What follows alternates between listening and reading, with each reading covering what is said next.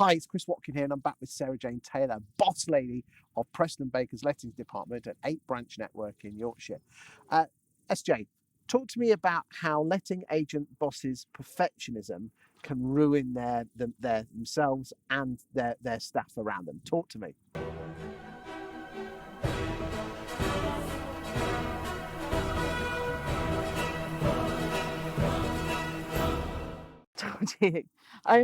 I think it's very easy as you progress your career to forget what it's like at the coalface, and I've been guilty of it at times. Where I sit and I look at data, and I haven't sat in with the property management team for 6 months, and so therefore I'm looking at the data of their performance, but not basing it on real life examples. I've not heard the conversations that they've had. I've not listened to the clients that they've been dealing with, or how contractors are reacting, and I'm making decisions solely based on data. Well, that's the wrong thing to do, in my opinion, because all of our decisions affect humans, and humans are weird and wonderful things, and whether those humans are our clients or our colleagues, we have to make sure that they're the right decisions to deliver an outcome for them. And we want our colleagues to have the best experience at work as much as we want our customers to have the best experience when they're with us. And sitting just looking at data and ignoring that human element, is dangerous. How did you learn your lesson with that?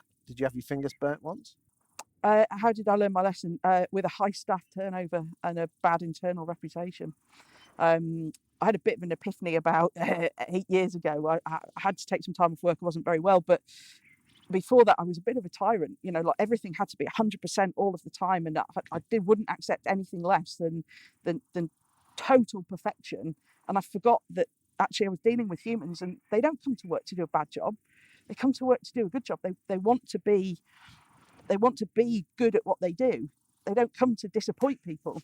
And that the business survived perfectly without me, with somebody who had a very different approach to how they ran a team. And that helped me understand that actually, I don't just need to deliver decisions based on data, I can deliver them based on the human element as well. Why do you think you were a bit of a perfectionist? Good question, Chris. I think because I'd always wanted to be at the top of the tree no matter what. And I don't mean that I would walk all over people or it was a dog eat dog thing, but coming second or third was disappointing. And it still is disappointing, but I've learned to understand that you can come first without just working people into the ground, by being more considerate, by allowing a little bit more flexibility, and actually you get a better outcome off the back of that. And how did you square off the fact that the team would never do a job as good as you? Because that is another trait of a perfectionist. Yeah, it is. I had it was in a one-to-one that I had with Ian, and he reminded me that sometimes my expectations were higher than what other people expected, and so if I could get my team to deliver 80% of my 100%, they were delivering their 100%. And so if I could learn to live with 80%, then actually I'd get 100% out of my team, because they'd come to work to deliver their best every day. And that 100% was often beyond what the client expected. And so the client would also get a great experience.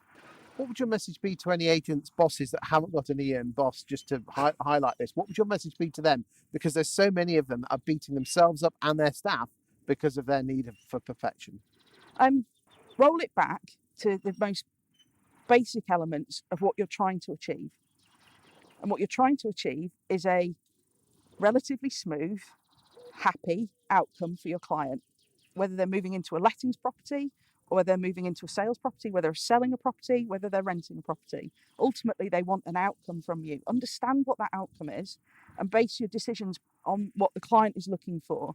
Then build your systems and processes around that, so that actually you don't just assess yourself on whether or not you've got enough zeros in the bank account, or whether or not you've got enough ticks on the CRM. Enough ticks on the CRM.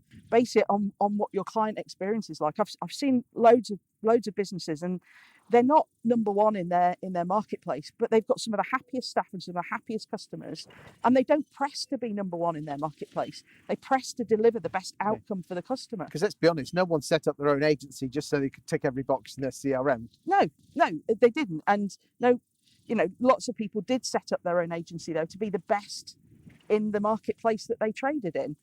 And that isn't necessarily perfection, it's excellence, isn't it? It's excellence, yeah. And perfection really doesn't exist. Nobody's perfect. Nothing is perfect.